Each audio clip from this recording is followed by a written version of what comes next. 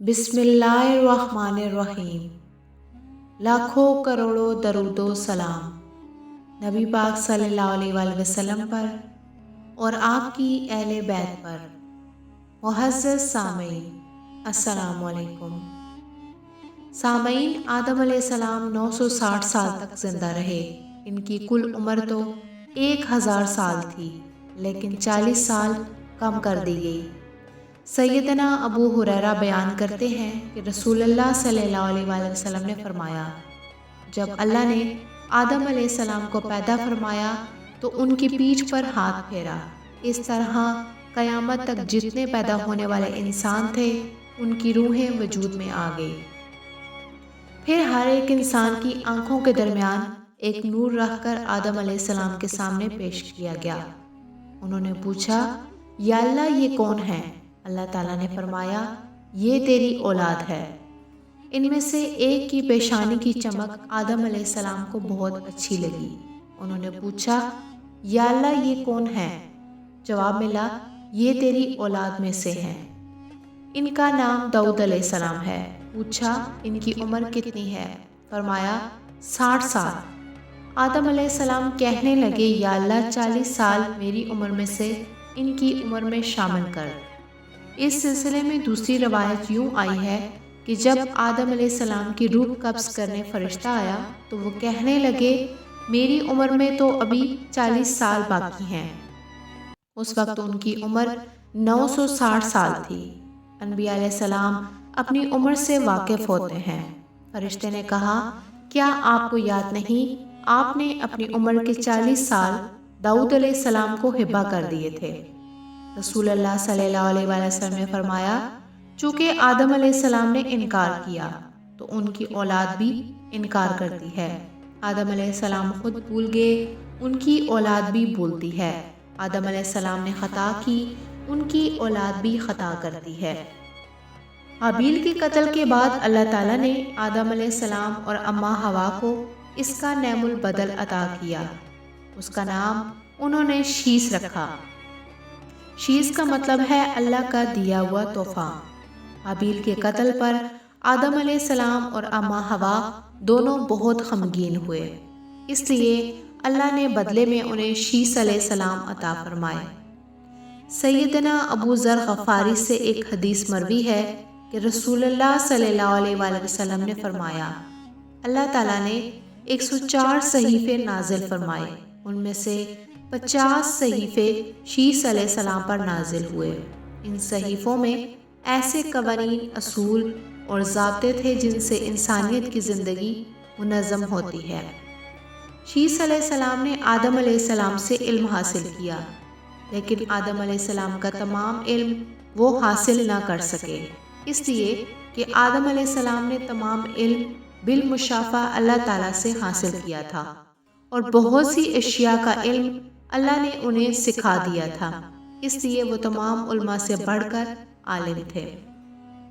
شیس علیہ السلام نے آدم علیہ السلام سے علوم سیکھ کر لوگوں کو سکھائے۔ لوگوں نے ان سے مختلف علوم، فنون اور پیشے سیکھے۔ انہوں نے شہروں میں رہنے سہنے کے بارے میں تعلیم دی، دن رات کے حسابات سے انہیں آگاہ کیا اور انہیں بتایا کہ کن اوقات میں وہ اللہ کی عبادت کریں، اور عبادت کے طریقے انہیں سکھائے۔ احادیث میں اس کی وضاحت ملتی ہے۔ امام احمد رحمۃ اللہ علیہ بیان کرتے ہیں کہ ابو زامہ صادق کہتے ہیں کہ انہوں نے مدینہ میں ایک شیخ کو لوگوں سے کلام کرتے دیکھا تو ان کے متعلق پوچھا کہ یہ کون شخص ہے؟ لوگوں نے بتایا کہ ابی بن کعب ہیں، بڑے صحابہ میں ان کا شمار ہوتا ہے، تمام مسلمانوں سے بڑھ کر قرآن اور اس کی تفسیر کے عالم ہیں۔ ابو زامہ فرماتے ہیں کہ ابی بن کعب اس وقت یہ واقعہ بیان کر رہے تھے جب آدم علیہ السلام کی وفات کا وقت قریب آیا تو انہوں نے اپنے بیٹوں سے فرمایا، میرا جنت کے پھل کھانے کو جی چاہتا ہے۔ جنت کے پھل دنیاوی پھلوں جیسے ہی ہوتے ہیں، سیب، انار اور انگور، یہ سب جنت میں موجود تھے۔ جنت کے اور دنیا کے پھلوں میں فرق یہ ہے کہ دنیاوی پھل بدبودار ہو جاتے ہیں، جبکہ جنتی پھل کبھی بدبودار نہیں ہوتے۔ اسی طرح دنیاوی پھلوں کا ذائقہ عارضی ہوتا ہے، جبکہ جنتی پھلوں کا ذائقہ ہمیشہ برقرار رہتا ہے۔ اسی لیے آدم علیہ السلام نے چاہا کہ وہ جنت کے پھل کھائیں۔ چنانچہ ان کے بیٹے تلاش میں نکلے۔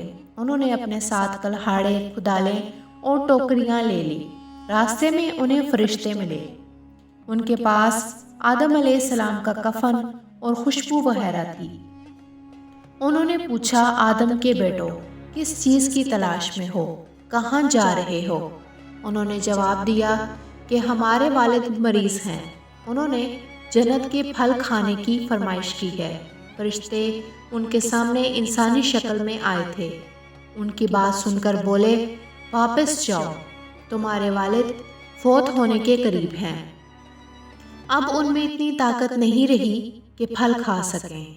جب فرشتے آدم علیہ السلام کی روح کرنے آئے تو اماں حوا نے انہیں پہچان لیا۔ وہ بلند آواز سے آدم علیہ السلام کو پکارنے لگی، ان کے ساتھ چمٹ گئی۔ آدم علیہ السلام بولے، مجھ سے الگ ہو جاؤ، میرے اور میرے رب کے فرشتوں کے درمیان سے ہٹ جاؤ۔ پھر فرشتوں نے آدم علیہ السلام کی روح قبض کی، انہیں غسل دیا، کفن پہنایا، خوشبو لگائی، آپ کی قبر کھودی۔ پھر انہوں نے آدم علیہ السلام کی نماز جنازہ ادا کی، اس کے بعد قبر میں اتارا، پھر ان پر مٹی ڈال دی اور بولے، آدم کے بیٹو، تمہارے لیے یہی طریقہ ہے۔